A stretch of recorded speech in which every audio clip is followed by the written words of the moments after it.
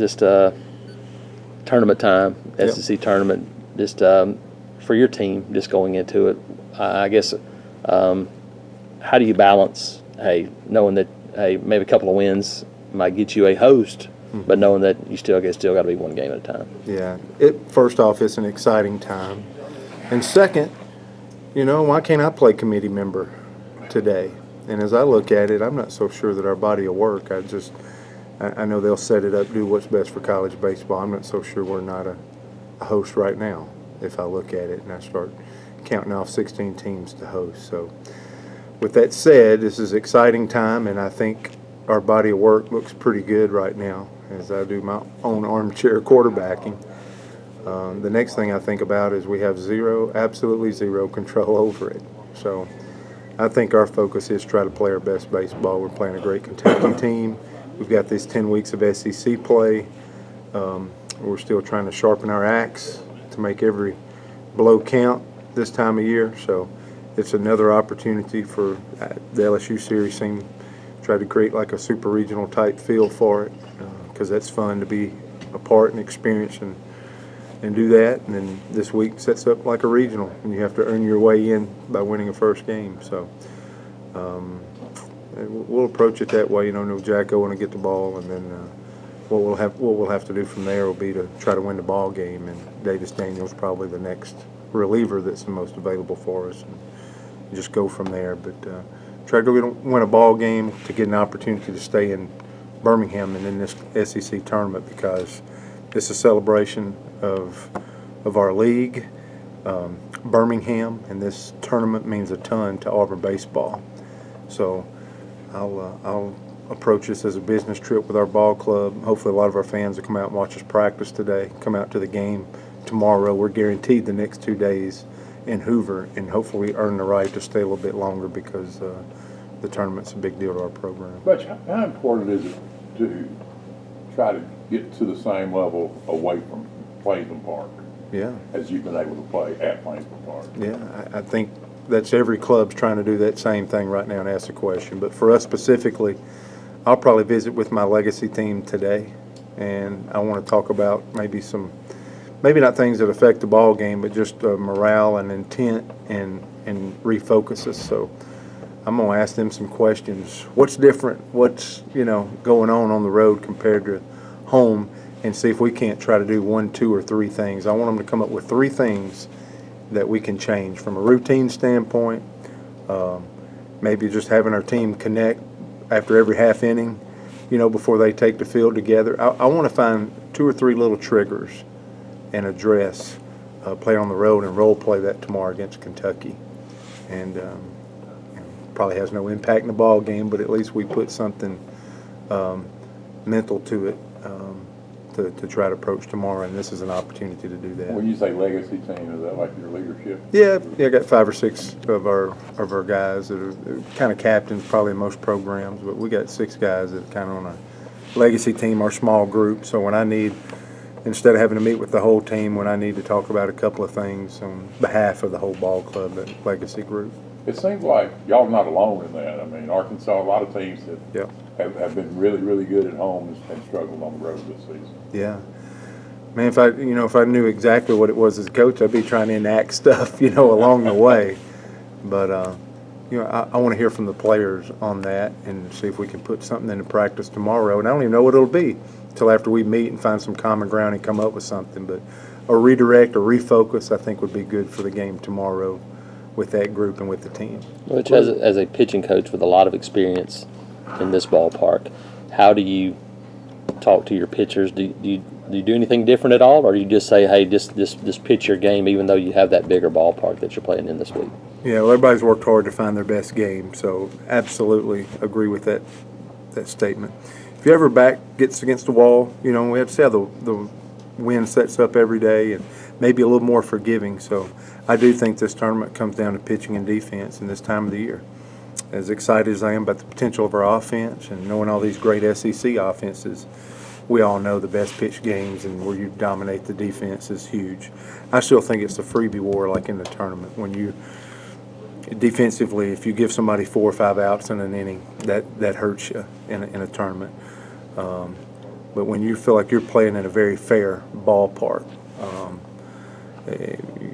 your ability to shove the ball in the strike zone, and if you just get to a count where like, hey, walk him or let him hit, you got to know who the hot guys are and who you don't want to let beat you. But at the same time, you should be able to shove the ball in the strike zone and kind of move on to the next batter instead of tiptoeing. There should be no tiptoeing in this park and creating more holes for you and trying to, pitch around guys. There should be a lot of intent and a lot of attack, being able to pitch in this park. Have you seen Jack Owen take a few steps forward in his last couple of starts? The last 4 or 5 outings I've just been excited about. Kind of a redemptive outing against Samford. Thought he threw a great inning at Ole Miss. I really liked him in that environment. We tried him early on at Arkansas, and I thought we got some tentativeness, and to see him come back a month later and really drive the ball in the strike zone was exciting. South Alabama, the Troy starts. We're just excited. I think he's put together a body of work this last month, and I think he's ready. I think it's our best option tomorrow from who's fatigued, who's ready, and where to go. I think he's our best chance to go out and get off to a good start to win the ball game tomorrow. But you know where you'll go next game if you win?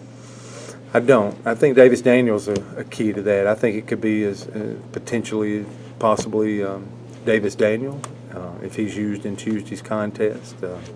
I could think it could be, Tanner Burns. I think you could see us being able to do that. Would they be going out there and throw a complete game? Probably not. But at the same time, I can see our guys moving up. I thought this last series against LSU, I was so positive about our pitching.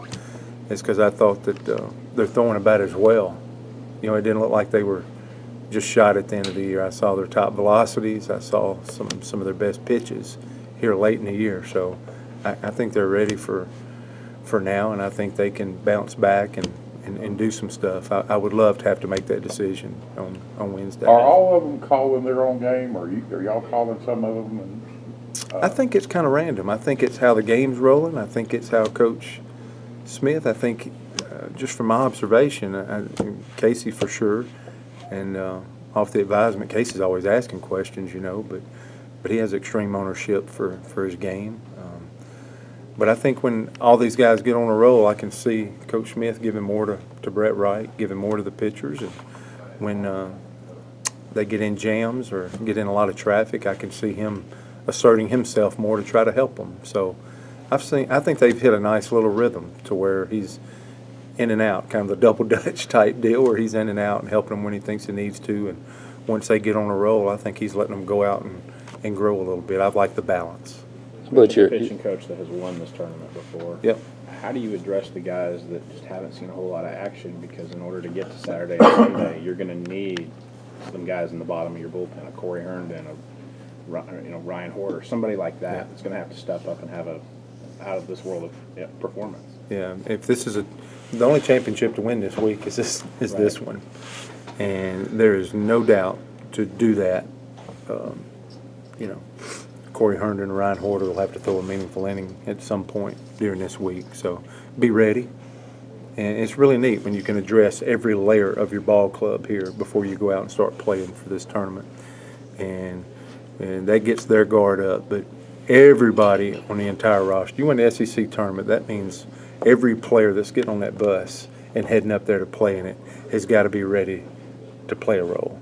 And I think that's the exciting part of it. I think it includes and gets everybody involved in trying to do this. So that's a good point. But it'll be somebody that you least expect it that'll bridge you to get to that weekend and have a chance, whether it be Thursday, Friday, heading into the weekend. It'll have to be somebody that's done something that probably hasn't been playing a whole lot recently. But just I'm understanding right, you said Tanner could potentially move up to Wednesday? Yeah. I mean, Casey could potentially move to Thursday. Absolutely, I would think so. Okay. And follow suit just a day at a time, but absolutely. The little caveat that I did put in there is once we get there, how long would those outings be? Yeah. Mm-hmm. I think I would have an interest in trying to find the right spot for the length of those outings. But like I said, every bit of our attention span has to be respectfully put toward Kentucky and earn that right to make those decisions for Wednesday, Thursday, Friday. how much, I don't know if relief is the right word, but for Julian to break out of it just before y'all head into the postseason, because he struggled so much there for 4 games. I think he kept battling. I was pretty relieved. That's pretty fun. I'd like to see him have success and the 3 hits. And you know, Luke Jarvis, man, when you see him swing the bat, you're just like, oh man, it becomes exciting for all of us, for our team. You know, it's well documented defensively what you can expect and look for, and to see him contribute and hit the home run. But I think my favorite hit was 7-2, an inning or 2 later, maybe his next at bat, and it's 2 outs and 2 strikes, and hits a ground ball through the 4-hole that scored that 8th run with 2 outs from second base. And I'm like, all right, and he might start putting it together a little bit. But that was exciting for all of our guys. But Julian and Jarvis were definite high points for me on Game 3. Obviously, Casey's last 2 starts haven't been his best, and the season's not over yet either. But Yeah. where would you rank the season he's had, you know, with all the hype and expectation, you know, among other seasons you've seen as a coach? Yeah, it's about as good as I've had, and it's about as I'll stay documented, best pitcher that I've seen go through a year. And you know, if we score like we did Game 1 and Game 3, then you know, Casey won another ball game. I think it's magnified, and I think he's pitched himself in a tough spot. He's handled himself like a champion to keep Auburn out front, to handle all the extra distractions of him as a ball player compared to whatever the demands of everybody else. His maturity has rang through time and time again. I think he has pitched so well that if he gives up 2 or 3, 4 runs, then something's got to be wrong. Man, that's pitching at a high level when you get to that point, to where if you give up some runs in an inning, because I thought his first 5 innings against LSU is as good as I've seen him throw the entire year. And I expect that he's banked so much maturity through this year and been so consistent that I'm not going to let him finish any other way. And but I'm proud of him. He's handled himself as well and as good as anybody I've ever been around.